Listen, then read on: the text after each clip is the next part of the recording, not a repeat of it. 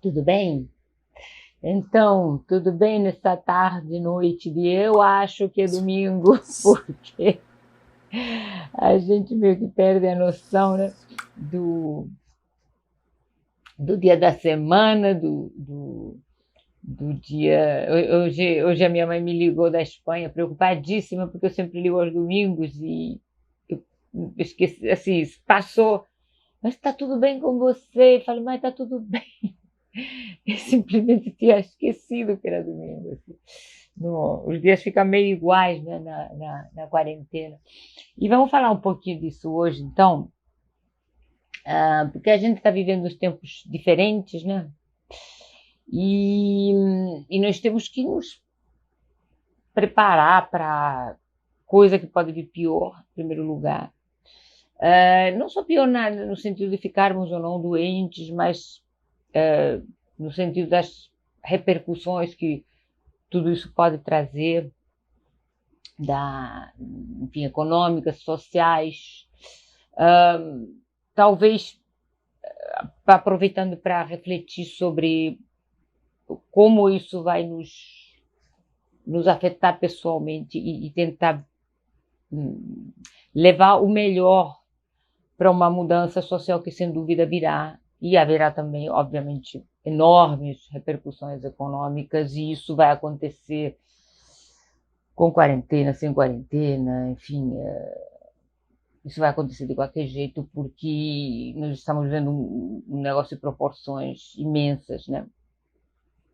Então eu fiquei refletindo muito sobre isso, aliás, a gente tem também mais tempo para pensar, isso nem sempre é uma coisa boa, né? Mas assim, a gente tendo mais tempo para pensar, eu pensei que temos essa tríade de coisas que temos que trabalhar, né? A imunidade, a resistência e a resiliência. Porque, bom, a imunidade eu já venho falando, né? Eu sempre gosto de frisar no início sempre que eu falo disso, que eu não sou imunologista, que eu não sou infectologista, que minha área da medicina é outra, eu sou internista e nutróloga, eu sou especializada a minha especialidade é medicina interna, porque essa especialidade eu fiz na Espanha, né, numa clínica, aqui seria a clínica médica, e nutrologia. Né? Então, e o que a gente tenta passar um pouco aqui é a experiência de cada um, né? A coisa que a gente sabe, que a gente aprende. Então, em relação à imunidade, a imunidade relacionada com a alimentação, eu já venho falando, sobretudo, que em relação à imunidade tem muita preocupação das pessoas em relação ao que fazer para melhorar a imunidade. O que que eu faço, o que que eu como, enfim, qual suplemento que eu tomo, né? E eu venho insistindo sempre que é muito mais importante o que nós temos que evitar, o que nós não temos que fazer para manter uma imunidade boa, do que, na realidade, algum alimento milagroso ou um suplemento que vai nos deixar com a imunidade fortalecida. Tem agora, claro, sempre tem uma coisa meio oportunista, né, não, faz isso, toma tal suplemento, porque isso vai sair muito por aí, porque está todo mundo tentando vender o peixe, né? Mas, na realidade, a manter um sistema imune competente e sempre incluindo sempre respeitando, digamos, as individualidades de cada um, porque haverá gente que tenha uma suscetibilidade maior ou menor, mas, de maneira geral, o que nós temos que fazer é evitar ter condutas que piorem as coisas. Né? Eu sempre estou falando nisso, que para a gente estar em grupo de risco depende muito de estarmos em condutas de risco. Então, não há vitamina C, não há suplemento que te melhore a imunidade se você está ocupando ela, se você está tomando o tempo do teu sistema imune para se defender da inflamação, do sedentarismo, do tabagismo, do alcoolismo, enfim, de todos esses ismos que te destroem a saúde. Né? Então, se você tem Uma alimentação totalmente inadequada, cheia de açúcar, cheia de farinha, cheia de frituras, cheia de um monte de coisas. Se você não toma sol, se você não se exercita, se você está inflamado, se você está acima do peso, se você está diabético, sobretudo a diabetes do tipo 2, né, que é aquela totalmente evitável através da alimentação. Enfim, se você se expõe a isso, não há depois uma única pílula salvadora, né? Eu vi gente por aí dizendo, vai tomar a cloroquina, e outro dia qual era? Uma pessoa que queria tomar, era o remédio para verme, o Anita, né? Preventivamente. Gente, da onde saem essas ideias? A única prevenção real contra uma doença viral é uma vacina, que nós não temos. É a única coisa que já deixa o teu sistema imune pronto, ativado, para repelir, para já na entrada, na hora que esse vírus tenta entrar, em barreira. A única coisa que embarreira uma infecção por vírus é imunologicamente falando, é uma vacina, que nós, nesse momento, não dispomos. Remédios antiparasitários, vermífugos, antibióticos, eles podem ajudar, e há muita controvérsia nisso, numa fase aguda, onde se desencadeia toda uma série de mecanismos inflamatórios, enfim, de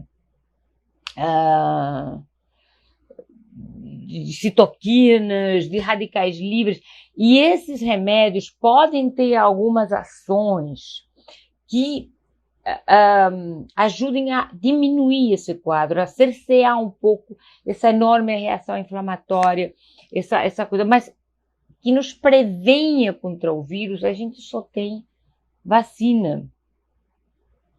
Tá, gente? Então isso tem que ficar muito claro. Não adianta, outro dia tem uma pessoa, uma dermatologista em São Paulo, dizendo que ela está trabalhando, todos os funcionários dela tomam cloroquina preventivamente.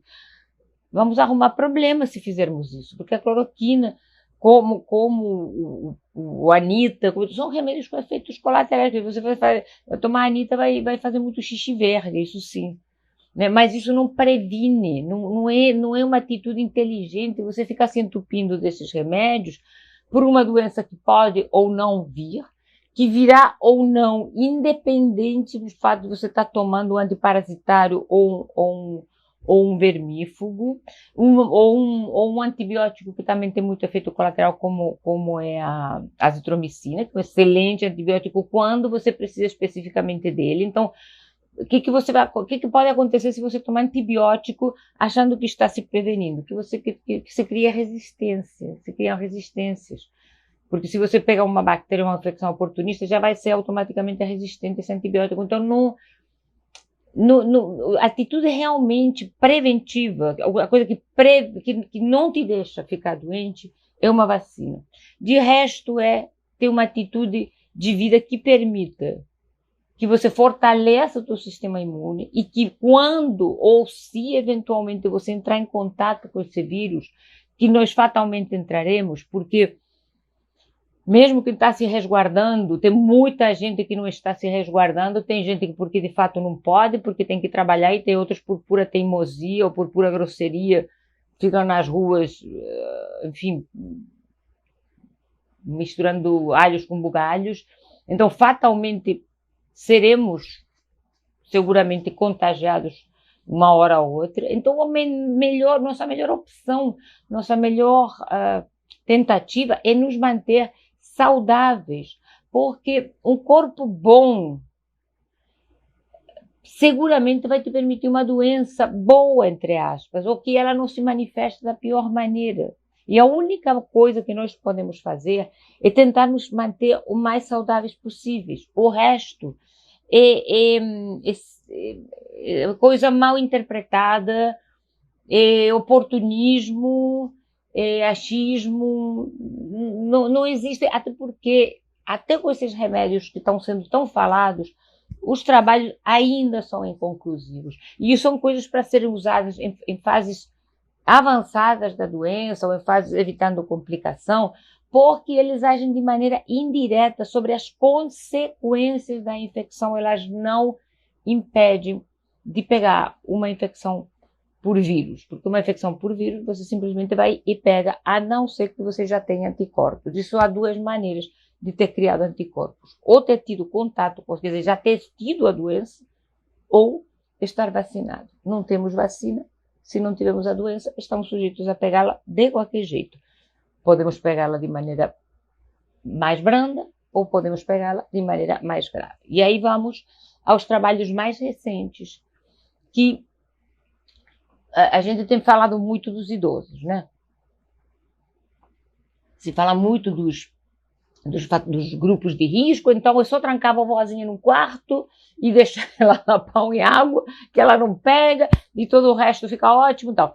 Gente, o negócio dos idosos são pessoas com mais risco, óbvio, são pessoas mais frágeis, né? Quando nós vamos ficando velhos, todos os nossos sistemas vão capengando, a gente não tem a mesma pele, a gente não tem o mesmo bumbum empinado, a gente não tem a mesma barriguinha chapada, a gente não vai começando a decair um pouquinho. Então, os nossos sistemas também, a nossa imunidade também não é tão maravilhosa quanto o de um adolescente, óbvio, né? Mas aquelas estatísticas que apontavam praticamente os idosos como as maiores vítimas dessa pandemia viral, foram as primeiras observações que vinham da China. Na China, tem muito idoso, até porque as culturas orientais têm uma relação diferente da nossa, né, em relação à velhice, às pessoas mais idosas.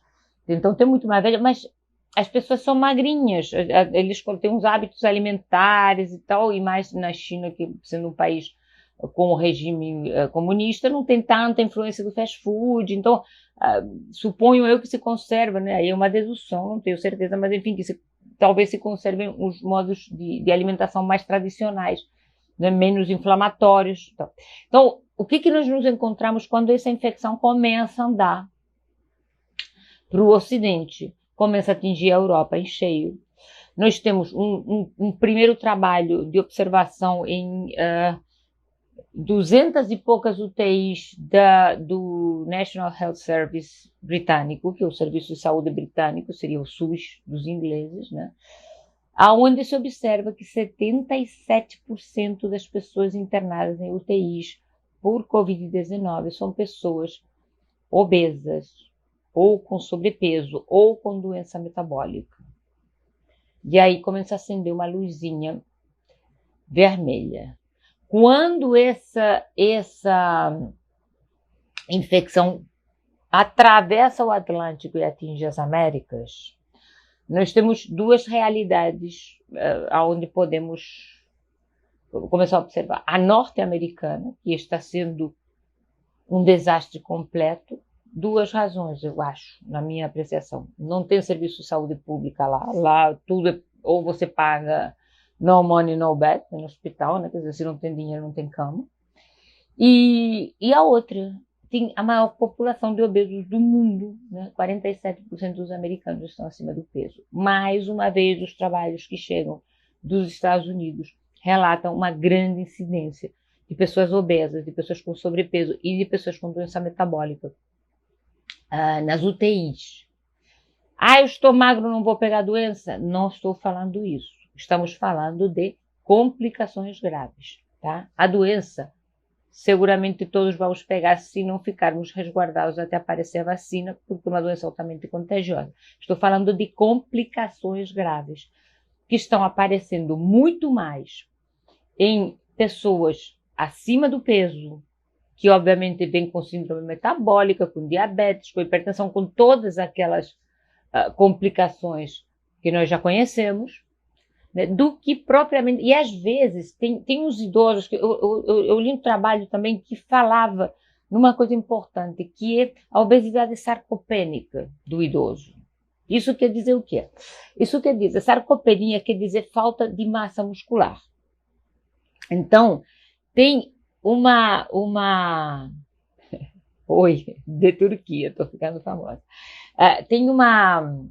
Os idosos vão perdendo massa muscular. Então, tem aquelas pessoas com uma certa idade, né, que aparentemente não estão tão gordinhos assim, mas eles podem ter um excesso, quer dizer, podem, como tem bem menos massa muscular, podem ter isso que a gente chama de obesidade sarcopênica, quer dizer, o peso deles não é nem tão alto assim, mas é muito mais de gordura corporal do que de músculo, enfim. Então, tem essa faixa que não é muito estudada de pessoas que podem estar com síndrome metabólica e não estarem aparentemente tão gordos assim, né? Então tão enormes, estão acima do peso, achando que uma obesidade daquelas enormes, né? Então, temos todos esses grupos onde está se vendo realmente uma maior incidência de complicações. Então, essa era a primeira observação que eu queria fazer, sobre fatores de risco, que eu acho que a gente está muito agarrado naquelas primeiras impressões dos velhos, dos velhos, dos velhos, dos velhos, e a gente está muito cego ainda sobre essas coisas mais recentes e de realidades muito mais parecidas com a nossa. Né? Porque nós temos no Brasil 40% da população acima do peso. Tem uma de cada 6 pessoas, de cada 6 adultos, está diabético mesmo que não saiba. Então, nós temos essa realidade. Nós temos essa realidade. Então, a gente tem que primeiro reavaliar, eu acho, esses chamados grupos de risco, porque ficar pensando só nos velhos e não está vendo o que está acontecendo aqui muito perto de nós e o que está acontecendo também com a gente. O que acontece aqui? Que temos muito pouco teste, muito pouca notificação real. Tá? Então, aqui todos os dados ficam confusos, porque quando você não tem confirmação, porque estão dizendo agora, fulano morreu de infarto, dizendo que foi de Covid. Primeiro que isso é mentira, porque ninguém assina um atestado de óbito com uma causa-morte se não tiver certeza. Se não tiver certeza, se não tiver teste, você vai assinar como insuficiência respiratória aguda ou como falência múltipla de órgãos, ou não vai colocar lá que é uma coisa que você não tem certeza que é.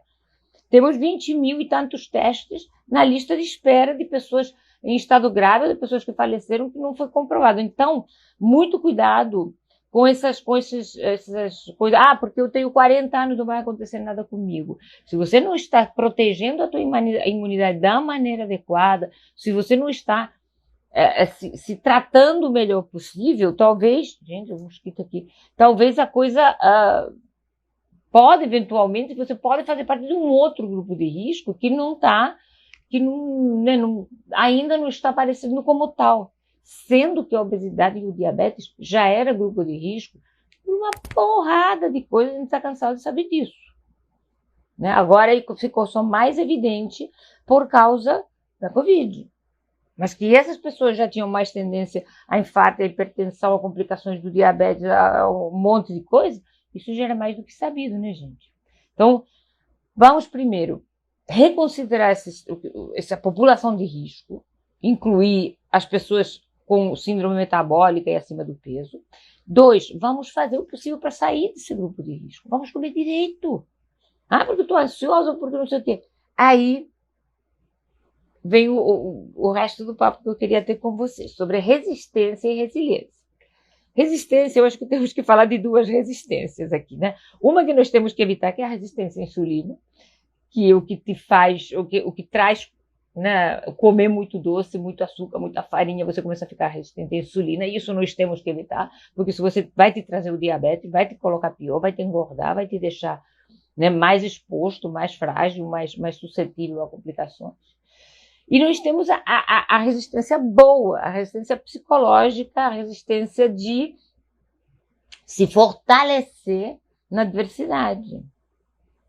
Como é que nós fazemos isso? Porque todos estamos apreensivos, estamos preocupados pela nossa saúde, pela saúde dos que nós amamos, de pessoas que estão distantes, de pessoas que estão isoladas, preocupadas com a saúde dos colegas. Eu tenho muitos colegas na linha de frente que você sabe que estão expostos todos os dias, que não estão vendo a família. Como é que nós nos tornamos mais resistentes a esse medo? Primeiro, identificando ele. Sentar e dizer, eu estou com medo disso. Não vou ficar com medo, meu Deus, não sei o que... Não. Estou com medo de ter um treco, estou com medo de morrer disso. Se fala muito nisso, se fala que estão abrindo fossas, não sei aonde, que não vai ter lugar nos cemitérios, Vamos identificar o nosso medo. Vamos olhá-lo de frente. porque o humano tem medo. E a ameaça da morte é o maior medo que o ser humano tem. Então, não vamos transformar isso num pretexto para piorar a nossa saúde. Ah, porque estou ansioso, vou ficar aqui comendo. Não, pelo amor de Deus. Forma de desenvolver a resistência é oração, é meditação, é a respiração, é tudo aquilo que vai contribuir a estimular de maneira fisiológica o nosso parasimpático, nos acalmar, né, baixar os nossos níveis de adrenalina e cortisol, fazer algum exercício. Por quê? Porque você vai desenvolvendo massa muscular, você aumenta primeiro a tua queima de gordura, você aumenta a atividade hormonal, você aumenta a atividade mitocondrial, e tudo isso é importante na hora de manter as células saudáveis. Então você exercite-se. Tem aplicativos. Eu descobri a minha filha me mandou o que eu fiz hoje de manhã, que eu achei excelente. Mais um aplicativo, tem vários, né? Mas esse eu achei bonitinho, que é o Fit Coach. Eu baixei o aplicativo e eu achei legal porque ele tem um programa de alongamento, tem um programa de músculo, né, de força, e depois tem um programa tudo de massagenzinha facial, que eu achei sensacional, porque, né, não custa ainda fazer uma partezinha de melhorar um pouco a aparência, né? Então o Fit Coach está aí, quem quiser baixar é um aplicativo pago, mas eu acho que nessa altura, né, é bom ter esse tipo de assistente, né? E outra coisa que nós temos que trabalhar, gente, é a resiliência. O que é a resiliência? É essa capacidade de adaptação às novidades. Porque se nós ficarmos esperando que passe tudo daqui a um mês e a vida voltar a ser como antes, sinceramente nos espera muitíssima frustração. Porque não vai ser como antes. Não vai demorar muito a termos uma normalidade parecida com a que tínhamos no Natal. Nós teremos uma nova normalidade. Nós vamos ter que andar de máscara, nós vamos ter que praticar um pouco mais de distanciamento social, que as pessoas não vão poder ficar tão próximas. E isso no próximo ano vai ter que acontecer durante um ano, pelo menos, que é quando se espera que chegue a vacina, se até lá não houver mutações, enfim, não se trata aqui de ser alarmista, se trata de lidar um pouco com o que nós temos. Porque na hora que você pensa, bom, isso é o que nós temos, e vamos ver como é que lidamos com isso, você começa a trabalhar pela solução. E não adianta ficar se enganando, vamos orar que isso vai passar. Estávamos orando quando isso começou, nós continuaremos orando porque isso nos melhora como pessoas e melhora a nossa conexão com alguma coisa maior, mas não vamos cair na fantasia infantil de que as coisas vão ficar boas daqui a 2 meses, porque podem ficar boas, mas não vão ser iguais. Então, nós temos que nos preparar para uma nova realidade. Quer dizer, a máscara passa a ser um novo pretinho básico, nós seguramente vamos trabalhar muito mais online, nós vamos ter que praticar um pouco de distanciamento social, nós vamos ter que pensar numa reorganização econômica e social que talvez não permita tanta desigualdade, porque na hora que o bicho pega, a desigualdade pesa e pesa sempre para quem está na pior, para quem está por baixo. E agora vai pesar muito para todo mundo, porque você não pode... Tem que assistir essas pessoas e a economia toda vai se virar para isso, porque não tem como, tem que fazer, tem que ajudar, não tem. Então está muito confuso ainda isso. Então a nossa nova realidade, nós vamos ter que aprender a vivê-la no dia a dia. Então a resiliência pensa, isso é o que eu tenho para hoje, é só por hoje. É um pouco aquele negócio do Zaha, né? Só por hoje eu vou eventualmente ficar na quarentena, só por hoje eu vou fazer exercício em casa, só por hoje eu vou me alimentar bem e deixar um pouco essa expectativa de que as coisas voltam a ser como eram, porque seguramente não serão. Talvez sejam melhores. Eu espero que sejam melhores, espero que que isso nos faça refletir como indivíduos e como sociedade, né? Por que não as coisas ficarem melhor, né? Por que não? Se nós aprendemos a repartir melhor, se nós aprendemos a nos organizar melhor, se aprendemos a trabalhar melhor, se aprendemos a ser sociáveis de outra maneira, né? Nem tudo está em chegar na festa e dar beijinho em todo mundo. Então, a gente pode aprender muitas maneiras melhores de ser social e de ser solidário e de se preocupar com o outro, né? Então, qual a previsão? Quem me dera saber qual a previsão? Aí que está o negócio da resiliência. Não, em não ter previsão, em não ter uma previsão, porque não há uma previsão. Quer dizer, todas as previsões que há são estatísticas, em primeiro lugar, quer dizer, você colhe uma série de dados e faz uma projeção. Então, tudo, se tiver remédio, se tiver vacina, se tiver confinamento, se não tiver. Então, nós temos vários cenários aleatórios que podem acontecer, dependendo muito das atitudes que tomarmos como indivíduos e como sociedade. E eu acho que a base de desenvolver a resiliência é não fazer previsões. Por quê?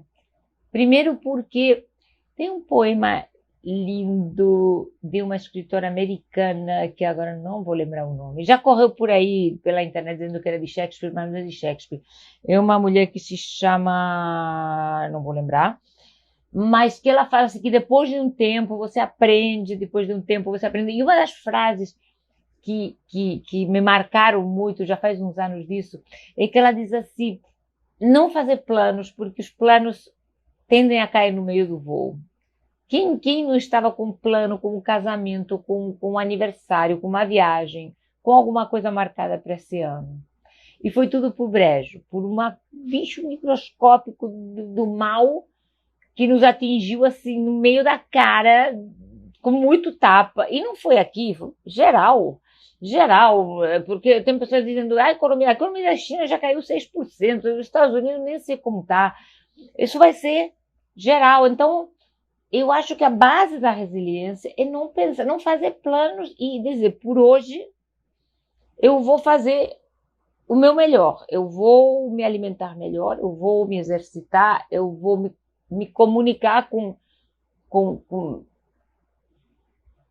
a chefia lá em cima e vou fazer isso para tentar melhorar como pessoa. Ou eu vou tentar me comunicar com o universo através da meditação, ou vou praticar yoga, ou vou fazer alguma coisa para me acalmar, vou tentar ser melhor para os outros, vou tentar ser mais solidário. Então, eu acho que a coisa é não fazer previsão. Se fizermos previsão, temos grandes chances de nos sentir frustrados. Por quê? Porque uma coisa tão nova, que nem os maiores especialistas têm certeza, uma coisa que faz... em 3 meses virou um mundo de ponta cabeça, é como uma guerra mundial, é como uma bomba nuclear, é uma coisa que não há, por mais que haja grupos que insistem, que querem que abram as coisas, que as coisas sejam como é, não vai ser.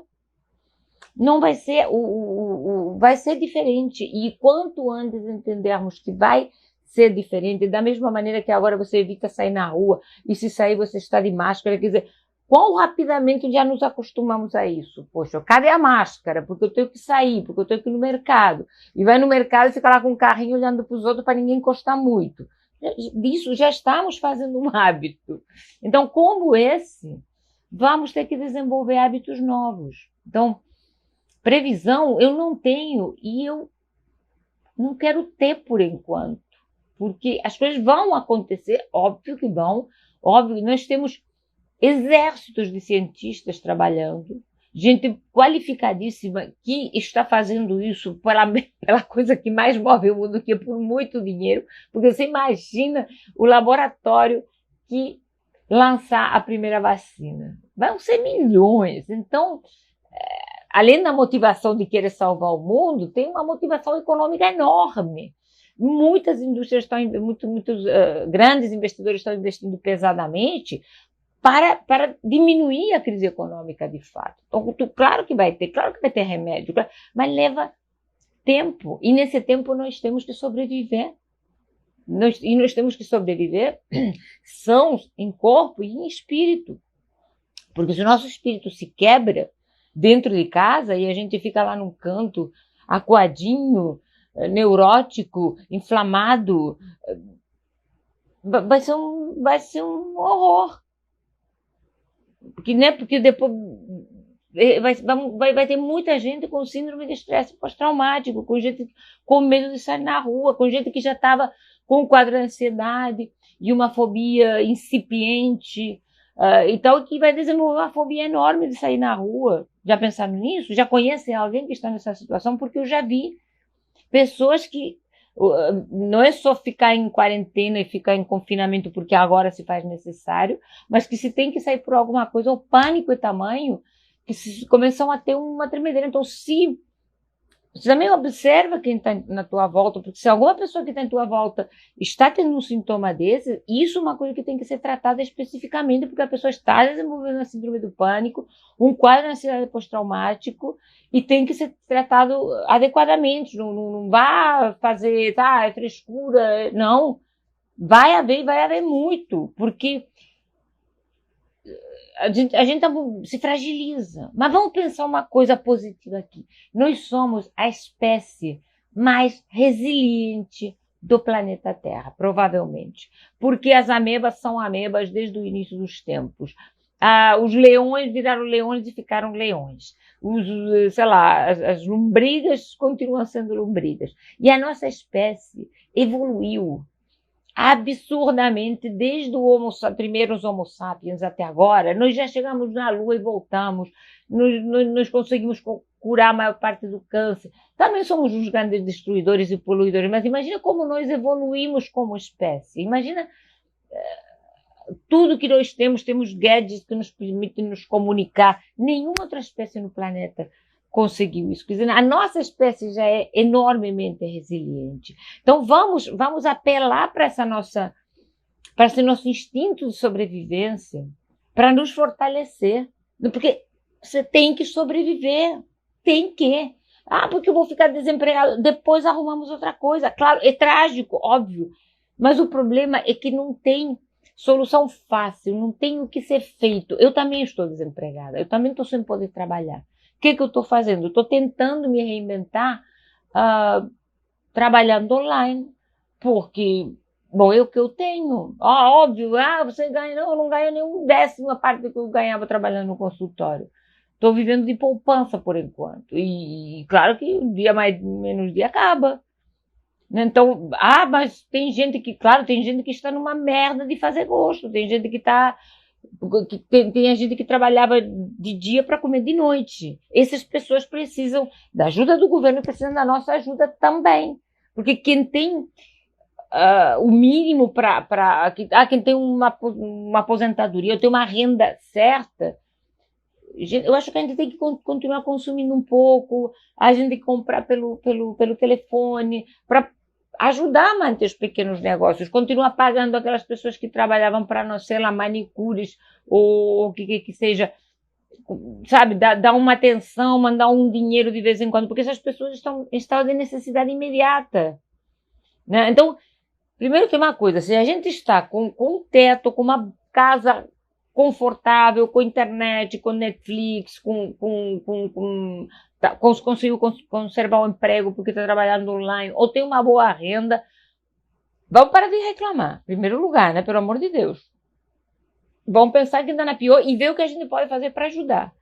E vamos pensar que nós somos uma espécie que sobreviveu a frios, calores, secas, tempestades, dilúvio universal, um monte de coisa. Vamos sair dessa. E temos que sair melhores. Então, o resumo que eu daria hoje para vocês é: come direito para sair dessa faixa de risco se você está nela.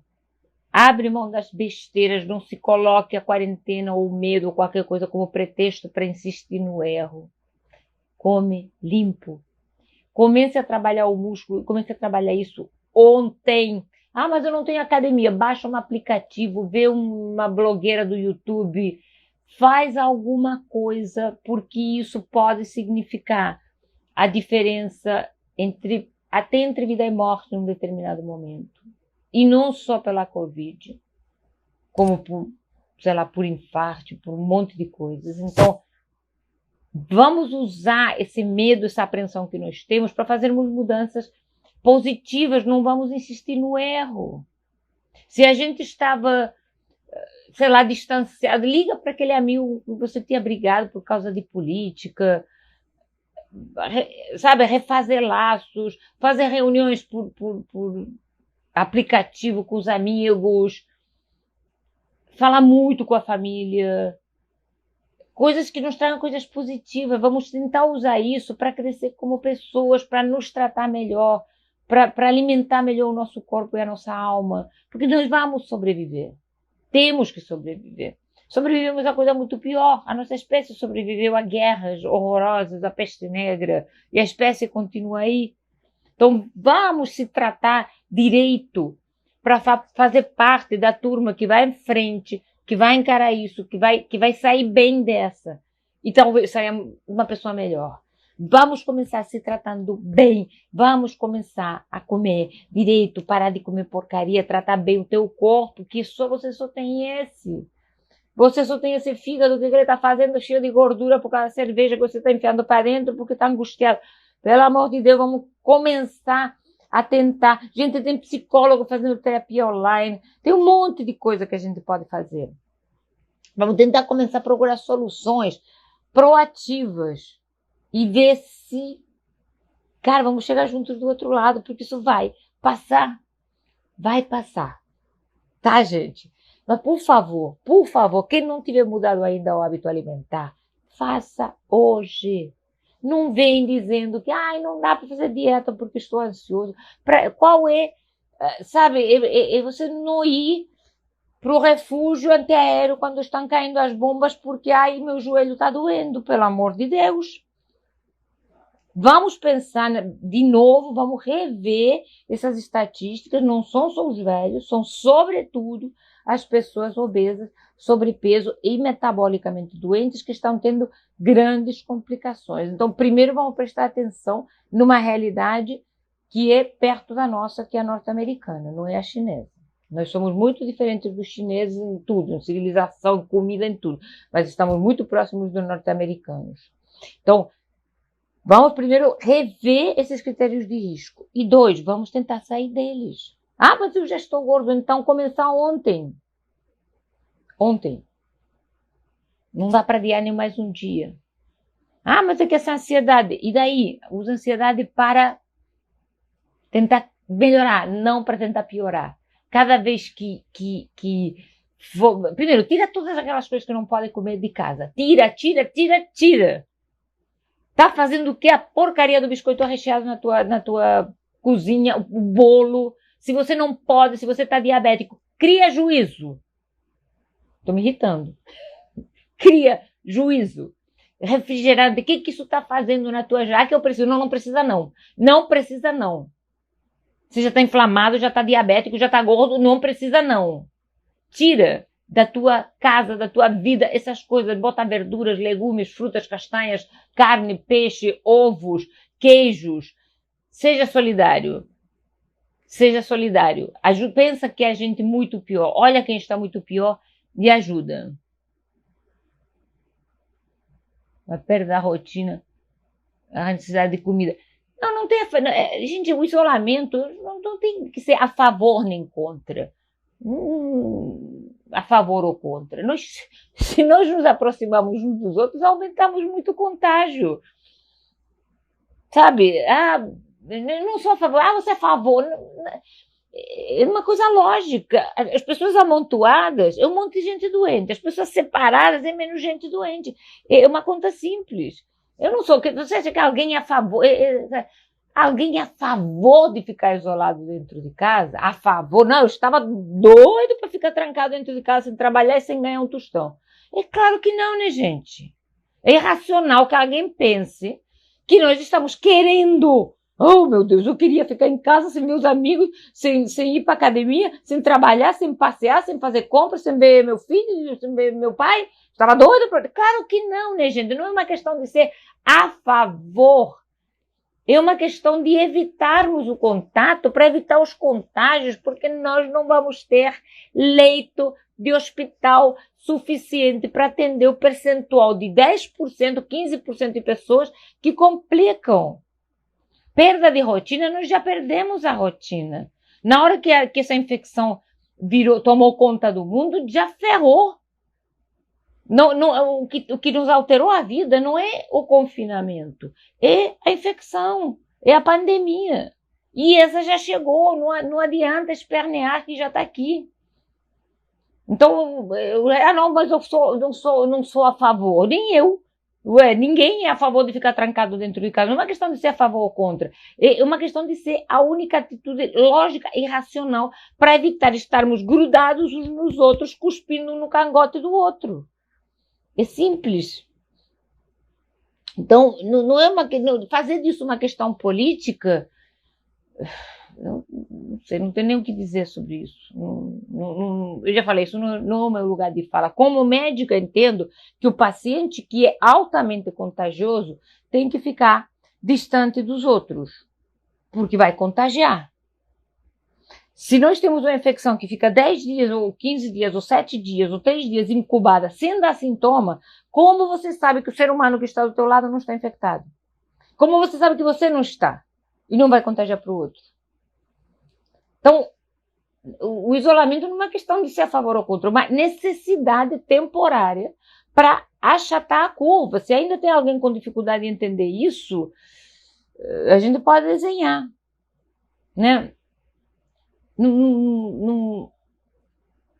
Transtornos psicológicos, haverá. Você está contra o isolamento? Você pode ser contra. Não é uma questão de dizer, eu digo, não tem ninguém a favor. Não tem ninguém a favor de ficar trancado em casa. O que nós temos é uma necessidade. É uma necessidade de não ficar perto de outro ser humano que pode contagiar, ou ao qual você pode contagiar, porque você pode estar sendo ou portador assintomático ou está incubando a doença. E se nós temos essa quantidade toda de gente doente, infelizmente não teremos como dar atenção sanitária, porque tem outra coisa, metade dos médicos vão ficar doentes também. E aí? Então, a discussão tem que ser muito mais ampla do que eu sou a favor ou eu sou contra. É muitos parâmetros que têm que ser considerados, inclusive os econômicos, óbvio, e esse, mais uma vez, não é absolutamente o meu lugar de fala, não entendo absolutamente nada, mas eu entendo de doença. E a única maneira de evitar uma propagação enlouquecida de uma doença infecciosa é as pessoas ficarem menos em contato umas com as outras. Que vai ter trauma psicológico? Óbvio que vai ter. Já estamos todos. Né? Quem, nesses dias, não teve um acesso de raiva, ou de choro, ou de desespero, ou de ansiedade, de ai meu Deus, não consigo respirar, de tão ansioso que eu estou. Quem não teve? Porque eu já tive. Já acordei no meio da madrugada, lembrando da minha mãe que está longe, da minha filha que também está longe, e chorei que nem uma criança durante uma hora até me acalmar, porque eu sou um ser humano. Todos já tivemos. Né? Então, ser a favor ou ser contra, não é uma questão de ideologia, pelo amor de Deus. É que como você vai evitar a propagação da doença se as pessoas não se mantêm separadas? 10 quilos acima do peso que está no grupo de risco, quem está com resistência à insulina e quem é diabético e quem está, eu não sei, teria que conhecer o caso. Eu também, esse grupo de risco está sendo revisto, né? Se você me parece, não sei, pela foto parece uma pessoa jovem, né? Aumenta as chances de você não ter complicações se você está comendo adequadamente. Tá? Se você está se alimentando bem, se você está se exercitando, se você está tomando um pouquinho de sol, eu sei que vai ter gente que vai dizer que, mas tem muita gente que não consegue. Eu sei. Primeiro que esse era um problema. Também tem uma coisa, muita gente que agora está tão preocupada com... Eu vi uma pessoa que eu conheço bem, preocupadíssima com um trabalhador que não sei o quê. Então, o trabalhador era o motorista dela, do qual ela teve que prescindir, teve que mandar para casa. E agora a perua não sabe dirigir o carro e não pode. Então, essa preocupação existe, essa preocupação deveria ter existido já muito tempo atrás, não estaríamos talvez nessa situação, né, gente? Algum produto que ajude a amenizar a vontade de comer doce. Tem vários produtos, mas basicamente é deixar de comer doce, se hidratar muito bem, começar a se alimentar muito bem e tirar o doce de perto de você, que se não tiver, não come, criatura. Remédios tem vários remédios, mas o remédio tem que ser prescrito, enfim, individualmente, a pessoa sendo avaliada e vendo se não tem contraindicação para tomar aquele remédio e etc, etc, etc. Não é sair dando por aí remédio, mas a primeira coisa é se livre do doce. Tire de casa, porque aí você não vai comer, né, gente? Essa maneira, deixa eu ver só as horas aqui, essa maneira mais rápida é fácil, não tenha por perto.